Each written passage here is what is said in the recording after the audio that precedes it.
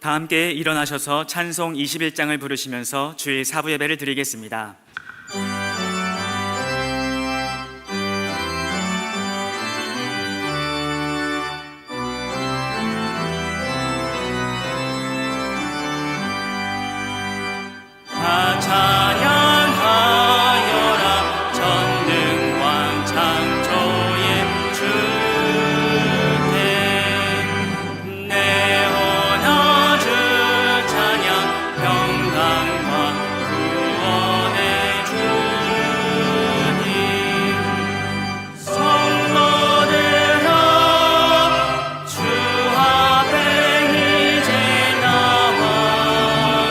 즐겁게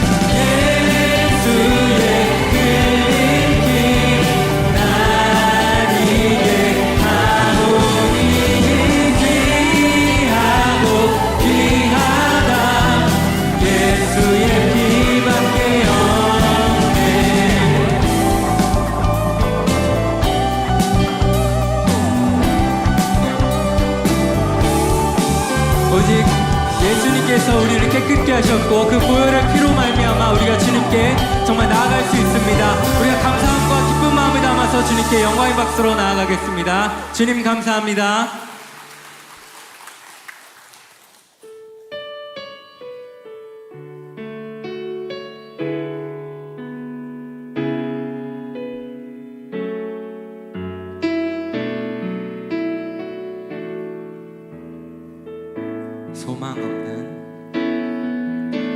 소망 없는 내 삶에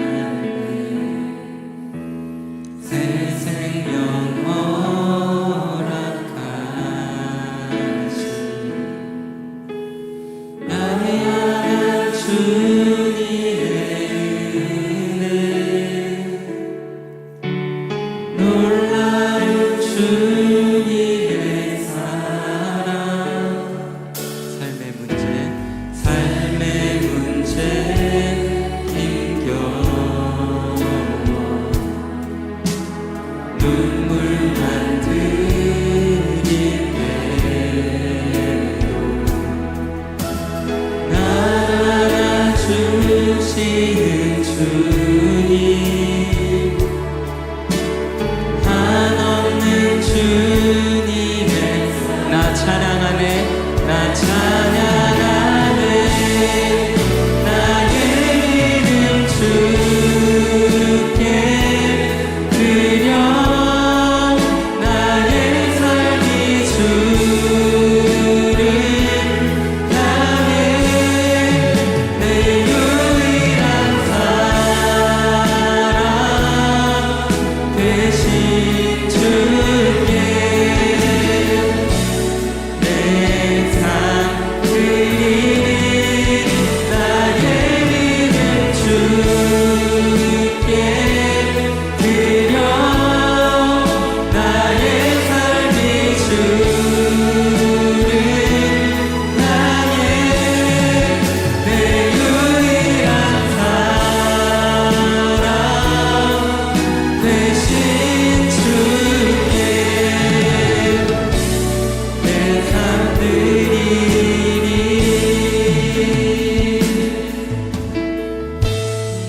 삶의 문제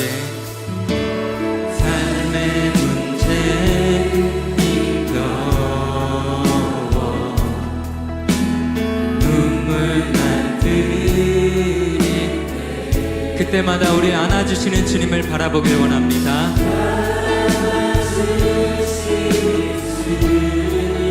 한없는 주님의 사랑 우리가 그 사랑을 찬양하네 나의 믿음 주께 드려 나의 삶이 주를 향해 내 유일한 사랑 대신 주께 내 삶 드린 나의 믿음 주께 오직 나의 삶이 주님을 향해 나갑니다. 내 유일한 사랑 되신 주 내 삶 드리리 우리 다시 한번 나의 믿음 주께 드려 나의 삶이 주를 향해 내 유일한 사랑 되신 주께 내 삶 드리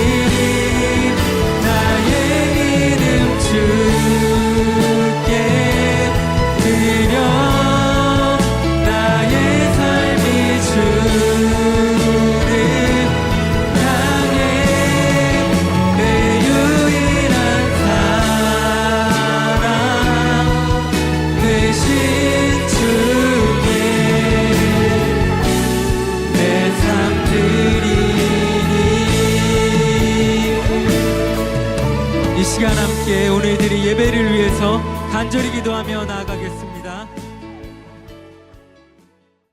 하나님 말씀은 히브리서 12장 1절에서 3절까지 말씀입니다. 신약성경 367페이지입니다. 히브리서 12장 1절에서 3절까지 말씀 제가 봉독하겠습니다. 이러므로 우리에게 구름같이 둘러싼 허다한 증인들이 있으니 모든 무거운 것과 얽매이기 쉬운 죄를 벗어버리고 인내로써 우리 앞에 당한 경주를 하며 믿음의 주요 또 온전하게 하시는 이인 예수를 바라보자. 그는 그 앞에 있는 기쁨을 위하여 십자가를 참으사 부끄러움을 개의치 아니하시더니 하나님 보좌 우편에 앉으셨느니라. 너희가 피곤하여 낙심하지 않기 위하여 죄인들이 이같이 자기에게 거역한 일을 참으신 일을 생각하라. 아멘. 이 시간 시온 찬양대에 찬양이 있겠습니다.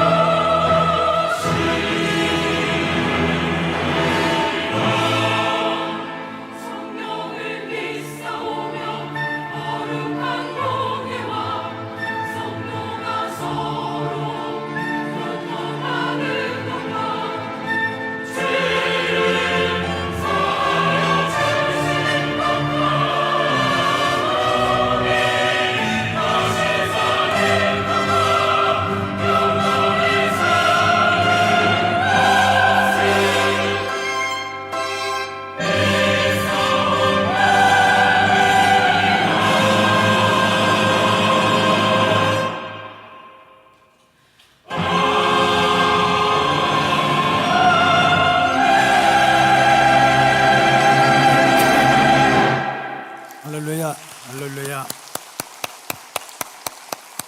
자, 오늘은 히브리서 강의 20번째 말씀으로 믿음의 경주에서 승리하자, 믿음의 경주에서 승리하는 길이라는 제목으로 말씀을 전하도록 하겠습니다.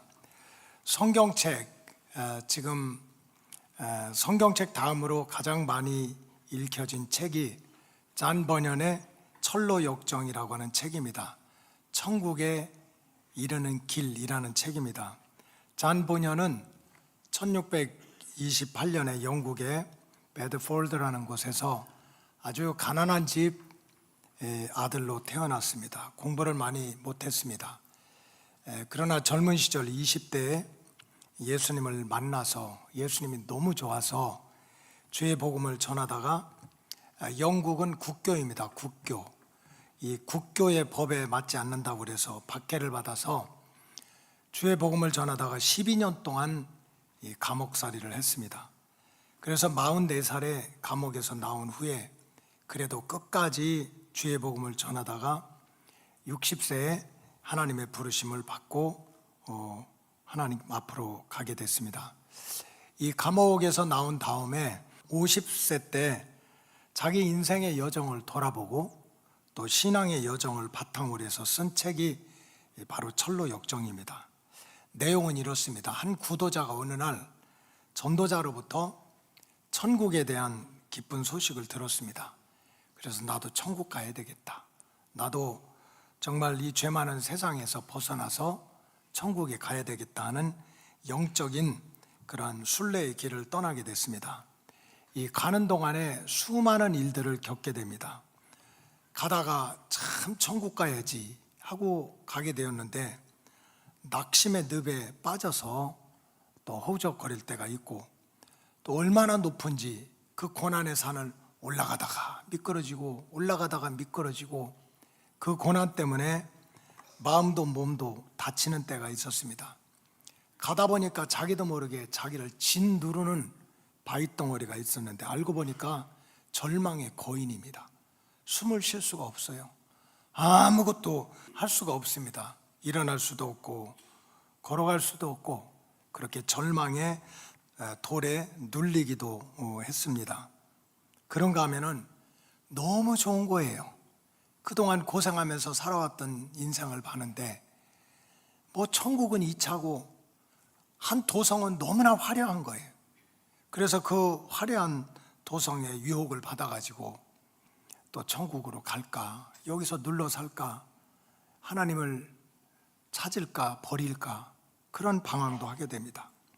사망의 골짜기를 빠지기도 하고 이 천국의 순례자는 가는 동안 또 수많은 말쟁이들을 만납니다. 왜 이렇게 사람들이 말이 많은지 세상에 아청꾼도 만나고 비방꾼도 만나고 고발하는 사람도 만나고 모함을 하는 사람들 만나고 그래서 그런 말쟁이들 때문에 많은 마음의 상처도 받고 절망도 하고 그러나 이런 모든 것을 참고 견디면서 헤쳐나간 후에 결국에는 소망하던 천국에 이르게 되었다라는 해피엔딩으로 끝나는 영적인 소설이 철로역정입니다. 이 오늘 본문에 보면 사도 바울은 우리의 신앙의 여정을 운동장에서 다름질하는 달리기로 경주로 그렇게 비유를 하고 있습니다. 지금부터 2000년 전에 고대 로마 제국에서는 크고 작은 그런 원형 경기장이 굉장히 유행을 했습니다. 지금도 로마에 가면 콜로세움이라고 있습니다. 돌로 쌓은 원형 경기장인데 그때 당시에 8만 명을 수용할 수 있습니다.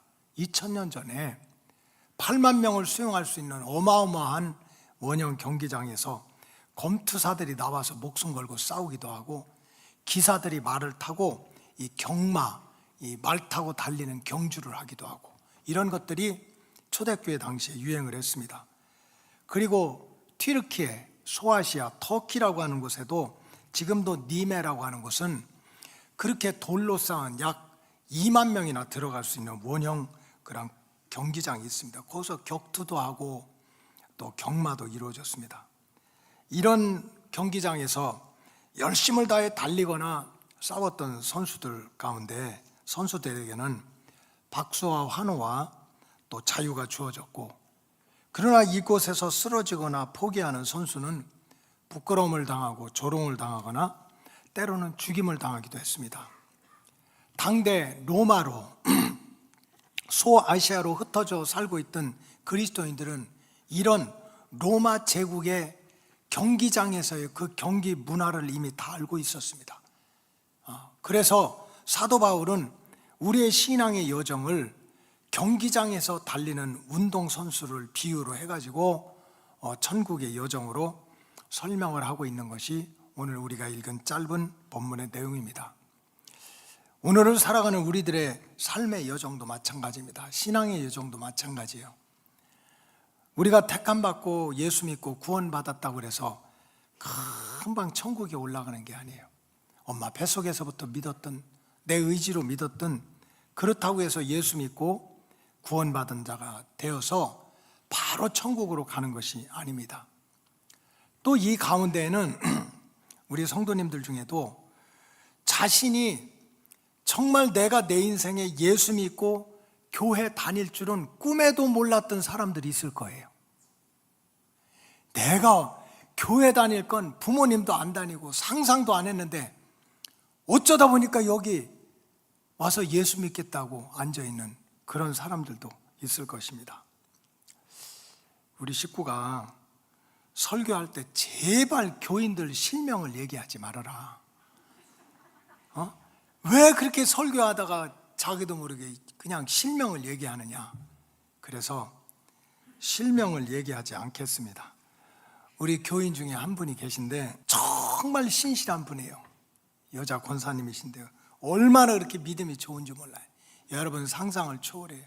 예배 잘 드리고 봉사 잘하고 얼마나 교회 일에 한마디도 불평 없이 그렇게 충성을 다하는 교인입니다. 그래서 저는 그냥 아주 어릴 적부터 부모님의 신앙을 물려받고 어릴 적부터 믿음 생활을 잘 해온 분인 줄 알았어요.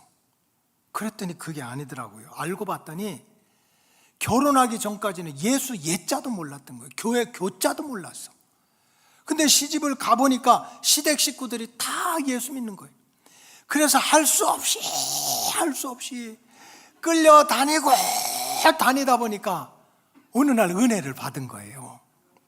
은혜를 받고 변화를 받게 돼가지고 그렇게 처음에는 뭣도 모르고 끌려다니다가 변화받고 은혜 받아가지고 지금은 로고스 재단에서 정말 굉장한 그런 충성자 중에 한 분이 되었습니다. 장남순 권사입니다. 이름 얘기하지 말라고 그랬는데 여러분, 교회 안에는 수많은 사람들이 있어요. 자연스럽게 예수 믿은 사람들도 있고 자기가 예수 믿고 교회 다닐 것은 꿈에도 생각하지 않았다가 예수님한테 붙들려서 충성하는 교인들도 있어요. 그러나 그렇다고 해서 다 우리가 예수 믿고 교회 다닌다고 해서 바로 천국에 올라가는 것은 아니에요. 우리가 알고서 믿음의 길에 들어섰든지 아니면 생각지도 못하는 순간에 구원의 은총을 받았든지 간에 우리는 바로 천국에 올라가는 것이 아니고 아직은 이 세상이라고 하는 광야에서 약속의 땅을 향해서 달려가는 구도자의 삶을 살아야 됩니다. 살아보지 않은 내일, 상상할 수 없는 내일을 향해서 그래도 천국이 있다는 것을 믿고 앞으로 나아가는 구도자의 삶을 살아야 됩니다. 그렇게 살아보지 못한 미래를 향해서 가다 보면 천둥치고 벼락치는 일을 당할 수도 있고 때 아닌 들짐승에 물릴 수도 있고 눈에 보이지도 않는 악한 마귀 사탄이 내 마음과 우리 인생과 과정을 뒤흔들어 놓은 유혹도 공격도 받을 수가 있습니다. 그럼에도 불구하고 우리 로고스 가족들은 이런 광야 같은 세상에서 믿음의 경주를 끝까지 잘해서 약속의 땅에 반드시 입성하는 구원의 축복자들이 되시기를 주님의 이름으로 축원합니다.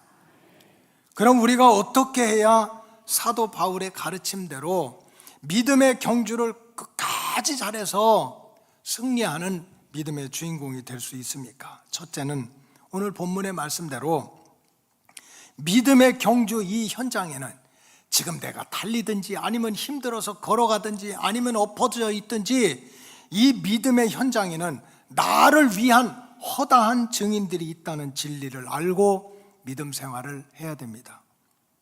오늘 히브리서 11장 1절에 보면 이러므로 우리에게 구름같이 둘러싼 허다한 증인들이 있다. 우리에게는 구름같이 허다한 우리를 둘러싼 증인들이 있다는 거예요. 여기서 우리에게 허다한 증인들이 있다고 하는 것은 부정적인 뜻이 아닙니다. 마치 나의 약점을 잡으려고 내 허물을 잡으려고 어떻게 하든지 내 뒤를 캐려고 눈에 불을 켜고 지켜보고 있는 사람들이 수두룩하다. 세상은 그래요. 세상은 틈만 있으면 내 약점을 잡고 허물을 잡고 꼬투리를 잡으려고 하는 그런 증인들이 수없이 많은데, 적어도 믿음의 세계 안에는 그렇지 않다는 거예요. 내 약점과 허물을 잡으려고 눈에 불을 켜고 지켜보고 있는 사람들이 세상에는 수두룩할지는 몰라도 믿음의 울타리 안에 들어오면, 하나님의 품 안에 들어오면 다르다는 거예요. 나는 모르지만 나를 위해서 기도하고, 나는 모르지만 나를 위해서 격려하고, 나는 정말 초라하게 생각하는데 나를 자랑스럽게 생각하고 나를 지켜보는 내 믿음을 위한 증인이 있다는 거예요. 증인이 있다. 내가 우리 엄마 얘기를 참 많이 하거든요. 너무 좋아서, 너무 슬퍼서. 우리 엄마 소원은 그냥 우리 가족이 교회에서 충성하는 게 소원이야. 그게 제가 큰아들이니까 틈만 있으면 교회 가라는 거예요. 교회 가서 청소하고, 교회 가서 목사님한테 인사 잘하고, 교회 가서 봉사하고. 중간고사가 내일 모레인데도 기말고사가 있는데 성탄절 가까웠으니까 교회 가서 출입 안 들으라고 그러고. 그래가지고 그때 기말고사에 제가 그냥 시험을 잘못 봐가지고요, 600명 중에 14등까지 떨어졌어요. 제가 교회 가서 이렇게 봉사하다가, 그때 그냥 중학교 3학년들이 600명 했는데 교회 가서 봉사하다가.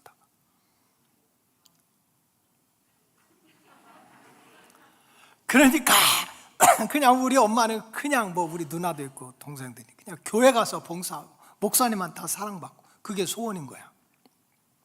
이렇게 초등학교 졸업하고 중학교 졸업하고 고등학교 1학년 올라갔어요. 그래서 이제 중학교 올라가자마자 기타도 배워라, 피아노도 배워라 이래가지고 기타를 치기 시작해서 고등학교 1학년 올라가자마자 제가 음악부장을 했습니다. 알지도 못하고 음악부장. 그래서 그때 이제 헌신 예배를 드리잖아요. 그때 교인들이 한 350명 되는 장로교회였어요. 그러니까 아주 정말 가족과 같은 교회였어요. 아주 크지도 않고 작지도 않고. 그 가족과 같은 교회에서 중고등부 헌신 예배를 해서 제가 이제 기타를 들고 그냥 10명의 임원들이 나가서 이제 특송을 시작하는 거예요. 근데 우리 엄마가 맨날 앉는 자리가 있어요. 맨 앞자리, 우리 김 권사님이 앉는 그 가운데 자리, 거기에서 다 비가 오나 눈이 오나 거기 버티고 앉아 계신 거예요. 그래서 이제 헌신 예배 특송을 하려고 기타를 들고 10명 임원들이 앞에 가서, 그때 막 들어오는 찬송이 내게 강 같은 평화 예수 이름으로, 예수님 찬양, 이런 것이 막 미국에서 들어올 때요. 그래서 이제 기타를 들고 이제 그냥 임원들 인사를 하고 딱 치고 내게 강 같은 시작하자마자 우리 엄마가 집사님 저 기타 치는 거 우리 아들이야. 권사님 저기 좀 봐봐, 저 가운데 있는 게 우리 아들이라고. 세상에 우리 엄마 소리가요 10명 소리보다 더 커. 내가 우리 엄마 아들이라는 거는 하늘도 알고 땅도 알고 목사님도 알고 온 교인들이 다 알아요. 그 교회를 어릴 때부터 다녔는데 왜 모르겠어? 다 안다고. 그런데도 임원들 10명 데리고 기타 들고 그냥 내게 강 같은 평화 한다고 그래서 저게 우리 아들이라고, 기타 들고 있는 게 우리 아들이라고. 왜 그랬겠어요? 좋아서, 사랑스러워서. 이게 박자가 맞는지 틀리는지 모르지만 너무 자랑스러워서. 그래서 그냥 저게 내 아들이라고 그렇게 그냥 야단을 떨으셨어요. 여러분, 우리의 신앙의 여정은 절대로 혼자가 아니라는 뜻입니다. 힘들고 어려운 순간에도, 잘할 때뿐만 아니고 힘들고 어려운 순간에도 절대로 우리는 혼자가 아니라는 거예요. 나는 모르지만 누군가 나를 위해서 기도하고, 나는 지금 부족하지만 누군가 나를 위해서 자랑스럽게 생각하고, 나는 쓰러지고 넘어지지만 너는 잘할 수 있다고 기대하고 격려하는 믿음의 동역자가 있다는 거예요. 누군가 나를 격려하고 지켜보는 믿음의 증인들이 한두 명도 아니고 허다하다는 거예요. 특별히 우리가 믿는 하나님은 저 높고 높은 보좌 위에서 거룩하게 혼자만 앉아있는 분이 아니십니다. 낮고 천한 이 땅에 고통받는 자기 백성들의 모습을 다 보고 계시며 우리의 믿음의 여정에서 아주 직접적으로 하나님이 내 믿음의 증인이 되시기도 한다는 뜻입니다. 출애굽의 역사를 보세요. 출애굽의 역사가 어떻게 시작됐습니까? 출애굽기 3장 7절에 보면 여호와께서 이르시되 내가 애굽에 있는 내 백성의 고통을 분명히 따라서 보고, 증인은 봐야 되거든요. 증인은 남의 말 듣고 소문 듣고 하는 게 아니라 자기 눈으로 보는 게 증인입니다. 여호와께서 이르시되 내가 애굽에 있는 내 백성의 고통을 분명히 보고 그들이 그들의 감독자로 말미암아 부르짖음을 듣고, 직접 보고 들으신 거예요. 그러니까 증인이지. 그 근심을 알고. 하나님은 고통받는 이스라엘 백성들을 직접 보고 듣고 그들의 근심을 알면서 그들의 증인이 되었다는 뜻입니다. 그래서 가만히 계셨나요?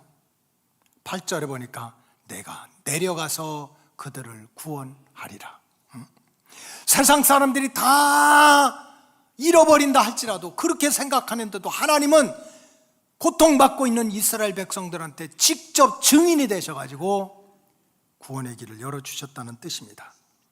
따라서 우리 로고스 가족들은 내가 평안하고 풍성한 푸른 초장과 실만한 물가로 다닐 때는 감사한 일이지, 그리 아니하실지라도 힘들고 어렵고 외로운 순간에도 나를 위해서 기도하고 나를 위해서 격려하는 믿음의 증인들이 있다는 진리를 깨닫고, 특별히 때로는 하나님께서 직접 내려오셔서 내 믿음의 증인이 되어 주셔서 나를 구원의 길로 인도하신다는 이 진리를 알고 믿음의 경주를 포기하지 말고 끝까지 달려가시기를 주님의 이름으로 축원합니다. 둘째로, 무거운 것과 얽매이기 쉬운 죄를 벗어버려야 됩니다. 우리가 믿음의 경주를 끝까지 하려면 히브리서 12장 1절에 보면 이러므로 우리에게 구름같이 둘러싼 허다한 증인들이 있으니 모든 무거운 것과 얽매이기 쉬운 죄를 벗어버리고 그랬어요. 여러분, 운동선수가 마음이 복잡하고 온몸에 이런저런 것들이 막 치렁치렁 매달려 있다면 어떻게 달리기를 하겠어요? 모자 쓰고 백 들고 귀걸이 코걸이 다 하고 장화 신고 백팩 메고 거기다 그냥 자전거까지 들쳐매고 온몸에 이렇게 치렁치렁 치장을 하고 있다면 어떻게 달릴 수가 있겠습니까? 여러분, 운동선수가 빨리 달리든 늦게 달리든 결승점을 향해서 잘 달려가기 위해서는 무엇보다도 자기 마음을 사로잡고 있고 자기 몸을 결박시키고 있는 그 사슬들, 그 무거운 것들, 그 짐들을 벗어버려야 됩니다. 성경에 보면 아무리 믿음이 좋았던 믿음의 조상들에게도 각자가 다 모든 사람들을 묶어놓고 있는 사슬들이 따로 있었어요. 저도 여러분들도 마찬가지예요. 남들 보기에 믿음이 좋아 보이고 행복하게 보이지만 말할 수 없는, 내 마음을 묶어놓는, 내 인생을 묶어놓는, 내 신앙의 여정에 한 걸음도 나가지 못하게 나를 묶어놓고 있는 사슬들이 있어요. 다 달라요. 아브라함에게는 본토와 친척과 우상 숭배가 아브라함을 묶어놓고 있는 사슬이었어요. 만약에 아브라함이 끝까지 본토와 친척 거기에 붙들리고 우상 숭배에 붙들렸다면 어떻게 믿음의 조상이 되고 축복의 통로가 됐겠어요? 벗어나서 그 사슬에서 끊어져서 믿음의 조상이 된 것입니다. 사울왕이 성경에 보면 특별히 잘못한 게 없어요. 나라를 망하게 했습니까? 백성들을 굶게 했습니까? 아니에요. 근데 어느 순간에 이 사울왕의 마음속에 시기와 질투라는 영이 들어와 가지고 그 시기와 질투가 이 사울왕의 마음을, 생각을 사로잡았습니다. 그 시기하고 질투하는 대상이 누구야? 남도 아닌 자기 사위야. 사울이 죽인 자는 천천히요, 다윗이 죽인 자는 만만이라고. 백성들이 조금 자기 사위 칭찬했다고 시기하고 질투해서 죽이겠다는 마음에 그것이 사슬이 되고 그것이 그냥 굴레가 돼가지고 못 벗어나는 거야. 앉아도 그놈 잡아야지, 일어나도 그놈 잡아야지. 결국은 그 사슬에서 벗어나지 못했기 때문에 자기도 죽고 아들들도 죽고 신앙의 대도 축복의 대도 끊어지고 말았어요. 디모데후서 4장 10절에 보니까 데마라고 하는 젊은이는 예수 안 믿은 게 아니에요. 바울로부터 말씀과 기도로 잘 훈련을 받았어. 그런데도 세상 즐거움이라는 그 사슬을 못 끊는 거야. 게임을 좋아했는지, 오락을 했는지, 운동을 좋아했는지. 바울에게 그렇게 말씀을 배우고 훈련받고 그랬는데도 디모데후서 4장 10절에 보면 데마는 이 세상을 사랑하여 나를 버리고 데살로니가로 갔다. 데마가 믿음이 없었던 게 아니에요. 훈련을 안 받은 게 아닙니다. 세상 즐거움에 그 사슬에 묶여서 그 죄에 묶이다 보니까 바울도 버리고, 바울만 버렸나요? 예수님도 버리고 말았어요. 바울 자신도 마찬가지입니다. 바울 자신도 성경에 가만히 보면 다른 사람들이 뭐 바울 선생님 하지만 자기는 육체의 질병이 육체의 가시가 돼가지고 자기를 계속 괴롭히는 거야. 전도하고 싶은데, 설교하고 싶은데 몸이 아파서, 글을 쓰고 싶은데 눈이 안 보여서. 바울에게는 이 육체의 질병이 사슬이었어요. 앞으로 달리지도 못하고 뛰지도 못하게 만드는 사슬이었어. 근데 만약에 이 사도 바울이 내가 너무 아파, 내가 너무 힘들어 하는 그 고통과 그 걱정에만 붙들려 있다면 어떻게 사명을 감당하겠어요? 아픈 거 금방 사라지지 않았어요. 육신의 눈이 나빠지는 거 금방 좋아지지 않았어요. 그럼에도 불구하고 그게 바울을 묶어놓는 사슬은 못 됐어요. 아팠어요. 힘들었어요. 그럼에도 불구하고 바울은 그 자기 육체의 사슬에 묶이지 않고 힘들어도 일어나고 어려워도 일어나고 믿음의 경주를 했기 때문에 믿음과 사명을 끝까지 감당할 수 있었습니다. 그래서 믿음의 백성 그 누구라도 먼저 믿은 자든 나중에 믿은 자든 자신을 묶어놓고 있는 이 영육간의 사슬들을 끊어버리지 않으면 절대로 믿음의 경주를 계속할 수가 없습니다. 그래서 이사야 55장 7절에 보면 악인은 그의 길을, 불의한 자는 그의 생각을 버리고 여호와께로 돌아오라. 버리고 끊고 돌아오라는 거예요. 그래야 우리가 용서를 받고 믿음의 경주를 계속 할 수 있다는 뜻입니다. 여러분, 우리가 믿음 생활을 잘 하려고 했는데 내가 생각해도 지금까지 지내온 나를 돌아보니까 너무 엉터리로 믿음 생활한 것 같아. 가고 싶으면 가고 안 가고 싶으면 안 가고, 기도하고 싶으면 하고 안 하고 싶으면 안 하고. 그렇다고 내가 무슨 세상 팔자가 고쳐졌습니까? 잘된 게 뭐 있어요? 그래서 이 순간 이제부터는 믿음 생활 잘 해야지. 이제 충성해야지. 주님의 몸된 교회를 잘 섬기면서 살아가야지. 그런 마음을 갖는데도 나를 한 걸음도 앞으로 나가지 못하도록 만드는 그 무엇인가, 나를 묶어놓는 끈이 있습니다. 내가 믿음 생활 잘하고 싶은데, 충성하고 싶은데, 그런데도 나를 묶어놓고 있는 끈이 분명히 있습니다. 저에게도 있고 여러분들에게 있고 말할 수 없는 끈이 다 있는 거예요. 사슬이 다 있는 거예요.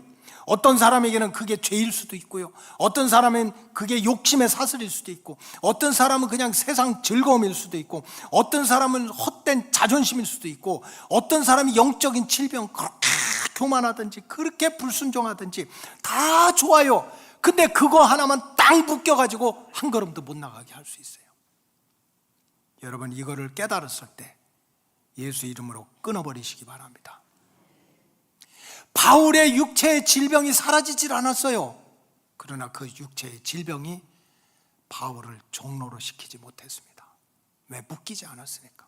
그래, 나 아프다. 그래, 나 눈을 보기 힘들다.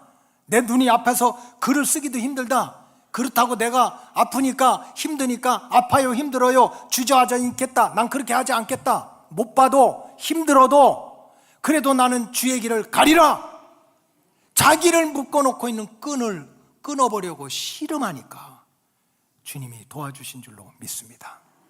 다 우리를 묶어놓고 있는 사슬이 있는 거예요. 사슬이 있는 거예요. 여러분, 설교를 들을 때도요, 따라하세요. 은혜 받아야지. 이런 마음을 가지고 들으면 은혜가 될 줄로 믿습니다. 어떤 목사님은, 내가 볼 때는 그 목사님이 잘못된 거야. 왜 설교를 그렇게 해요? 교인들 가운데 개만도 못한 교인들이 있습니다. 이게 개는 순서를 안다는 거야. 가족들이 5명이라고 해서 이 개가 5명 다 좋아하는 게 아니에요. 누가 나를 이뻐하는지, 누가 나에게 음식을 잘 주는지 알아요, 몰라요? 자, 개 키우는 사람들만 아멘. 무슨 같은 집에 산다고 다 꼬리 흔드는 게 아니라 나를 특별히 더 사랑해주고 나를 더 그렇게 먹이를 잘 주는 그 사람한테 꼬리치고 더 잘 간다는 거지. 하나님이 우리를 다 먹여주고 입혀주는데 그렇게 하나님을 바라보지 않고 살면 어떡하냐고 그렇게 설교를 했는데, 교인이 나중에 목사님한테 상처를 받았다고. 목사님, 어떻게 우리를 개라고 할 수 있느냐고 그렇게 따진 거예요. 그 목사님은 가만히 있어야지. 내가 언제 개라고 했냐고. 개만도 못하다고 그랬지. 그래가지고 상처를 주고받고 난리를 쳤다나. 우리 마음이 중요한 거예요. 마음이. 내가 정말 잘해보고 싶은데, 믿음 생활 잘해보고 싶은데 나도 모르게 나를 묶어놓는 헛된 자존심이든지 영적인 그러한 병이든지 육신의 죄든지 잘못된 습관이든지 이게 다 있어요. 다 있어. 예수 이름으로 끊어야 우리가 한 걸음씩 나가게 될 줄로 믿습니다. 셋째로는 따라서 인내로서 믿음의 경주를 계속해야 됩니다. 히브리서 12장 1절에 보니까 이러므로 우리에게 구름같이 둘러싼 허다한 증인들이 있으니 모든 무거운 것과 얽매이기 쉬운 죄를 벗어버리고 인내로서 우리 앞에 당한 경주를 계속하자. 여러분, 운동장에서 달리는 일은 모두에게 어려운 일입니다. 여러분, 유치원생들은 세상 편한 줄 아세요? 물어보세요. 유치원 다니는 그냥 딸내미나 아들내미나 손주들에게 물어보세요. 유치원이 어떠냐고 물어보면 인생 고달프다고 얘기합니다. 유치원생들도 인생이 고달파요. 여러분, 운동장에서 달리는 일은 모두에게 어려운 일입니다. 운동선수는 쉬운 줄 압니까? 운동선수에게도 쉽고 보통 사람은 어렵습니까? 운동장에서 달리는 일이 성인들한테는 쉽고 어린이들에게는 어렵습니까? 운동장에서 달리는 일이 부자들은 쉽고 어려운 사람들은 정말 달리기도 힘듭니까? 안 해요. 운동장에서 달리기를 하는 것은 모두에게 어려운 일입니다. 모두에게. 그 누구라도 참고 견디지 못하면 결국 믿음의 경주를 완주할 수가 없습니다. 로마에서 활동하던 1세기에 가장 유명한 교부는 사도시대 이후에 교회를 가르쳤던 훌륭한 선생님들이에요. 그분 중에 하나가 클레멘트라는 학자가 있습니다. 이 클레멘트라고 하는 학자가 사도 바울을 깊게 연구해가지고 사도 바울이 누구인가 하고 한 문장으로 딱 썼는데 이렇게 썼어요. 사도 바울은 인내하는 사람이다. 인내의 사람이다. 이렇게 썼어요. 사도 바울이 얼마나 훌륭한 사도입니까? 1차, 2차, 3차 전도 여행을 목숨 걸고 했어요. 신약 성경이 14권인데 그 중에 24권인데 14권을 사도 바울이 성령을 받아 기록했어요. 초대교회 대부분을 사도 바울이, 갈라디아 교회, 에베소 교회, 빌라델피 다 사도 바울이 건축도 하고 세우기도 하고 돌보기도 했어요. 그러니까 사도 바울은 한마디로 말하면 훌륭하다 이래야 될 거 아닙니까? 근데 그렇게 표현을 안 했어요. 클레멘트는 다른 관점에서 바울을 보았어요. 그것은 바로 바울은 인내하는 사람이다. 만약에 사도 바울이 그렇게 헌신하고 충성하고 표적과 기설을 행했던 대단한 사도였지만, 만일에 사도 바울이 참고 견디는 인내하는 믿음이 없었다면, 힘들고 어려워도 알아주지 않아도 사방에 우겨쌈을 당해도 참고 견디는 믿음이 없었다면 바울이 어떻게 그런 사명, 그런 믿음을 감당할 수가 있었겠는가? 결국 참고 견디는 믿음 때문에 그 모든 것이 이루어졌다는 거예요. 우리가 알다시피 사도 바울은 적어도 부활의 주님을 만난 다음에는요, 세상 자랑거리 다 포기한 사람이에요. 학벌도 포기하고 배경도 포기하고 혈통도 포기하고 자랑거리들, 인간관계들 다 끊었어요. 그리고서 주님한테 고백을 합니다. 나 이제 결혼도 하지 않겠다고. 살든지 죽든지 내가 주님만을 위해서 살겠다고. 세상에, 나는 우리 교인들 중에 목사님 앞에 와서 말이라도 이렇게 하는 사람이 있으면 좋겠어요. 말이라도. 교인들은 얘기 안 해. 그냥 우리 부목사님, 교역자들이라도 뭐 하나님 눈에 안 보이니까 눈에 보이는 목사님 앞에 와서 말이라도 그렇게 좀 고백을 했으면 좋겠어요. 목사님, 정말 내가 주님의 은혜를 생각하고 이제 내가 세상 거 다 버리고 이제 살아도 주를 위해서 살고 죽어도 주를 위해서 죽겠습니다. 목사님 충성하겠습니다. 아멘도 안 하잖아요. 아멘도 안 하잖아. 말도 못해요.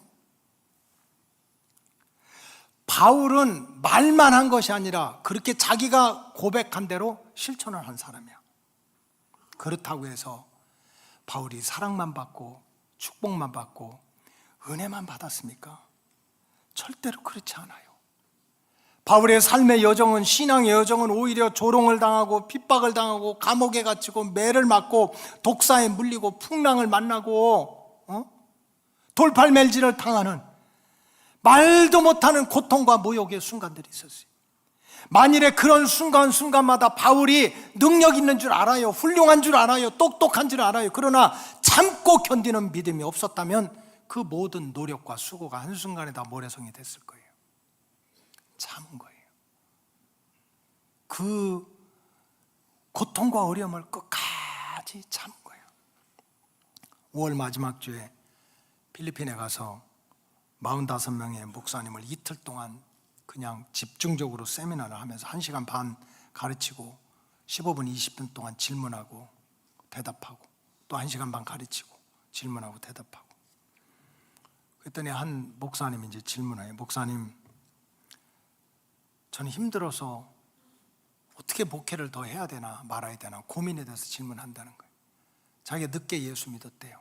근데 예수님이 너무 좋아서 이렇게 가난한 그 산속 가까운 마을에서 살다가 주님께 받은 은혜가 너무 커가지고 주님 앞에 다 드리기로 했대. 그냥 땅도 내놓고 자기 뭐 시골 뭐 별건 아니겠지만 팔아가지고 막 예배당도 짓고 자기 먹을 건 먹지 않고 그냥 마을 사람들 예수 믿자고 전도하고 설교하고 돌봐주고 그렇게 15년을 이제 그 마을에서 전도자로 설교자로 살아가고 있대요. 근데 알아달라는 거 아니야. 내가 이렇게 모든 걸 내놓고 주의 복음을 전하니까 나를 알아주고 나를 존중해 달라는 게 아니야. 핍박은 하지 말아야지. 고통은 주지 말아야지. 속은 썩이지 말아야지. 세상에 믿는 사람이나 믿지 않는 사람이나 자기 생각에는 모든 것을 다 들여서 정말 무슨 생활도 안 되는 그 자리에서 충성하고 있는데 교회 안에 있는 사람도 교회 밖에 있는 사람들도 자기를 무시하고 조롱하고 핍박하는데 견딜 수가 없습니다. Pastor Peter, what shall I do? 내가 어떻게 해야 되느냐고. 어떻게 해야 되냐. 다 조용히 듣고 있는 거예요. 질문이 너무 간단해요. What shall I do for my ministry? 내 목회를 위해서 내가 어떻게 해야 되느냐고. 다 쳐다보는 거예요. 45명이 다 쳐다봐요. 정말 기도하는 마음으로 그렇게 얘기했어요. Please be patient again. 다시 참으시라고. Please be patient. 다시 참으세요. 그래도 이게 영어로 하니까 이게 내 영감이 안 가는 것 같아. 참으세요. Please be patient. 참으세요. 또 참으세요 하는데도 이 영역이 안 가는 것 같아. 그래서 제가 한국말로 했어요. 꼭 참으세요. 그래서 그랬더니 이 목사가 이게 방언이 터진 줄 알고 에이멘, 에이멘 그러는 거예요. 에이멘. 어떻게 참으라고요? 왜 이렇게 짧아? 꾹 참는 게 어디 있어요? 시작. 꾹 참으라. 꾹 참으라. 성경에 보면요, 참아야 한다. 참아야 한다가 하나님이요 이런 말씀에 내가 어디까지 참아야 되느냐 하면서 하나님이 뒤집어 엎었어요. 참았어요. 참았어요. 참아야 한다. 참아야 한다는 말이 수없이 많이 있어요. 내가 본 대로 들은 대로 느낀 대로 다 쏟아놓으면 속은 시원하겠지. 그러나 네 앞길이 깜깜해진다는 거예요. 네 믿음도 사명도. 누가복음 21장 19절에 보면 너의 인내로 너의 영혼을 얻으리라. 무슨 남들 구원하고 무슨 사명을 감당하고 그런 소리 하지 마. 네 영혼 하나 구원하기 위해서도 어떻게 해야 된다는 거예요? 참을 줄 알아야 된다. 참을 줄 알아야 된다. 악한 마귀 사탄은요, 우리 속을 뒤집어 놓는 게 사탄의 사명이에요. 너 예수 믿는다면서 교회 다니면 믿음이 뭐가 그래? 받은 은혜가 어디가 있어? 잘 되는 게 어디가 있어요? 절에 다니고 예수 안 믿어도 자식만 잘 되더라. 그러면 열받아요? 뚜껑 열려요? 그래도 그 순간에도 어떻게 해요? 똑같이 말싸움할 필요가 없어요. 그래서 야고보서 5장 11절에 보면 보라, 인내하는 자를 우리가 어떻게 하다고 그래요? 복되다 그랬어요. 내가 믿음의 경주를 끝까지 잘 알면, 원래 우리 인생은 어려운 거야, 힘든 거야. 풍랑을 만나고 구덩이에 빠질 수도 있는 거예요. 순풍에 돛단 듯이 가는 것이 아니라고. 그러니까 그런 어려운 가운데도 믿음의 경주를 끝까지 하려면 어떻게 해야 됩니까? 믿음 안에서 인내해야 돼요. 그러면 내 영혼도 살고 하나님의 구원 사명도 지키게 될 줄로 믿습니다. 마지막으로 오직 우리가 믿음의 경주를 끝까지 감당하려면 주님만 바라보아야 합니다. 히브리서 12장 2절에 보면 믿음의 주여 또 온전하게 하시는 예수를 바라보자. 믿음의 주여 또 온전하게 하시는 이인 예수를 바라보자 그랬어요. 우리에게 구원자가 되시며 우리를 온전케 하시는 분이 예수밖에 없대요. 예수님이 그냥 왔다 갔다 하는 분이고 내 인생 신경도 안 쓰시는 분이고 내 인생 잘 되면 잘 됐다, 못 되면 너 왜 그래, 이런 분이라면 우리가 예수님 잃어버려도 돼요. 예수님 안 봐도 돼요. 그런데 예수님은 우리의 구원자가 되고 우리를 완전하게 해주시는 분이라고 그랬어요. 따라서 우리가 믿음의 경주를 계속하려면 순간순간 맞이하는 것들이 너무 많아요. 우리의 인생은 달리기야. 달리다 보면 바람도 만나고 천둥 번개도 만나고 사람도 만나고 좋은 사람도 만나고 이런저런 환경도 만나고 눈에 보이지도 않는 마귀도 만나요. 그거 보는 대로 다 쫓아다니면 어떡할 것입니까? 순간순간 맞이하는 수많은 일들이 있어도 그럼에도 불구하고 그 사이에서 오직 주님만 바라보고 달려가야 됩니다. 가룟 유다가 왜 영원한 실패자가 됐습니까? 믿음이 없었나요? 믿음이 좋아서 그 많은 사람들 중에 12제자 중에 하나로 뽑히기도 했어요. 그러나 어느 순간에 예수님 보지 않고 딴 거 봤어요. 세상 영광 보고 세상 부귀 보고 예수님 놓치니까 예수님 팔아먹는 배반자가 됐어요. 제자 중에 수제자였던 베드로가 왜 갈릴리 바닷속에 빠지는 고통을 받았습니까? 자신을 불렀던 주님을 보지 않고 자기 앞에서 일어나는 바람과 풍랑을 보았기 때문에 빠지게 됐습니다. 주님을 향한 시선을 잃어버리면 빠지는 일이 생겨요. 죄에 빠지든지 바다에 빠지든지 고통에 빠지는 일이 생기는 거예요. 그래서 믿음의 경주는 결국 시선 전쟁입니다. 내 믿음의 눈을 누구에게 고정시키느냐, 내 마음의 눈을, 내 믿음의 눈을 누구에게 고정시키느냐에 따라서 내 신앙의 운명이 달라지는 거예요. 누가복음에 보면 마리아와 요셉은 육신적으로 예수님의 아버지고 어머니였지만 호적하러 예루살렘에 올라가다가 그냥 이 건물 좋네, 사람들 많네 하고 예수님께 시선을 고정하지 않으니까 건물 보고 사람들 보고 두리번거리다 결국 예수님 잃어버렸습니다. 그러나 성경에 보면 또 다른 역사가 있어요. 어떤 환경 속에서도 예수님께 시선을 고정시킨 사람은 기적을 체험했습니다. 예수님을 만나는 축복을 받게 된 거예요. 벳세다 어린 소년이 있어요. 광야에. 나이도 어린 소년이야. 거기에 얼마나 많은 사람들이 있는지, 빵덩어리가 있는지 없는지, 시간은 몇 시가 됐는지 이거 보지 않았어요. 그냥 시선을 집중하니까 예수님이 너희가 먹을 것을 주라니까 몇천 명 있는지 몇만 명이 있는지 이게 될는지 안 될는지 따지지 않고 시선을 주님께 집중하고 주님 말씀을 따라했더니 그 시선을 집중한 어린 소년을 통해서 오병이어의 기적이 일어난 줄로 믿습니다. 여리고성에 뽕나무에 올라갔던 세리도 마찬가지예요. 돈 많이 벌으면 뭐합니까? 사람들이 다 도둑놈이라고 그러는데 욕하고 손가락질해. 그래도 예수님을 만나고 싶은데 키는 작고 길은 안 열어주고 그래도 예수님 보고 싶어. 예수님 만나고 싶어. 뽕나무에 올라가서 나를 조롱하지만, 나를 비웃지만 그래도 사이사이로 내가 예수님만 바라보겠다고 시선을 집중했던 그 삭개오의 눈을 보시고 예수님은 삭개오에 내려와, 내가 너네 집에 갈게, 이런 축복을 받은 줄로 믿습니다. 결론을 말씀드리겠어요. 우리 로고스 가족들이 살아보지 못한, 또 앞으로 살아갈 험난한 세상, 우여곡절이 많은 세상에서 믿음의 경주를 끝까지 잘해서 구원의 완성을 이루는 길은 하나밖에 없습니다. 예수님께 시선을 집중하시기 바랍니다. 예수님께 시선을 집중하자 보니까 갑자기 이 찬양이 하나 생각났어요. 제가 잘 모르는 찬양이에요. 청년들이 부르는 찬양인데 제목이 시선이라고 하는 찬양이 있더라고요. 이거 제가 잘 모르는 찬양이니까 이렇게 잘 모르는 찬양을 부를 때 하는 말이 있습니다. 가사에 은혜 받으시기 바랍니다. 가사에 이런 내용이에요. 내게로부터 눈을 들어 주를 보기 시작할 때 주의 일을 보겠네. 내 작은 마음 돌이키사 하늘의 꿈 꾸게 하네. 주님을 볼 때 모든 시선을 주님께 드리고 살아계신 하나님을 느낄 때 내 삶은 주의 역사가 되고 하나님 일하기 시작하네. 아멘. 이야, 세상에. 내가 아침에 부목사님한테 찬양 하나 찾아달라고 그랬어요.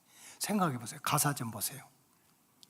내게로부터 좀 눈을 떼고 그냥 앉으나 서나 내 생각, 내 새끼, 내 걱정, 내 근심, 내 자랑, 내 속상함 알아요. 있는 거 알아. 한순간에 사라지지 않아. 그래도 이제는 좀 내게로부터 눈을 떼서 누굴 바라봐요? 주님을 바라보자고. 그러면 누구의 일을 보게 됩니까? 주님의 일을 보게 된다는 거예요. 응? 모든 시선을 주님께 드리고 살아계신 하나님을 느낄 때 내 삶은 이제 주님의 역사가 되고 하나님이 나를 위해서 일을 하신다는 거예요. 일을 하신다. 우리가 어떻게 하면 이 험한 세상에서 믿음의 경주를 끝까지 해가지고 믿음의 면류관, 승리의 면류관, 축복의 면류관을 받을 수가 있습니까? 내가 잘났다고요? 내가 빨리 달린다고? 아니에요. 시선을 다시 한번 주님께 집중하시기 바랍니다. 예수님 바라보고 믿음 생활하세요. 예수님 바라보고 달려가세요. 기도하시겠습니다. 하나님 감사합니다. 이제는 내게로부터 눈을 들어 오직 주님만 바라보게 하여 주시옵소서. 그럴 때 주님이 일하시고 내 삶의 역사가 나타나고 하나님이 일하시는 구원과 축복의 은혜를 이 땅에서도 누리게 될 줄로 믿습니다. 예수님의 이름으로 기도하옵나이다. 아멘.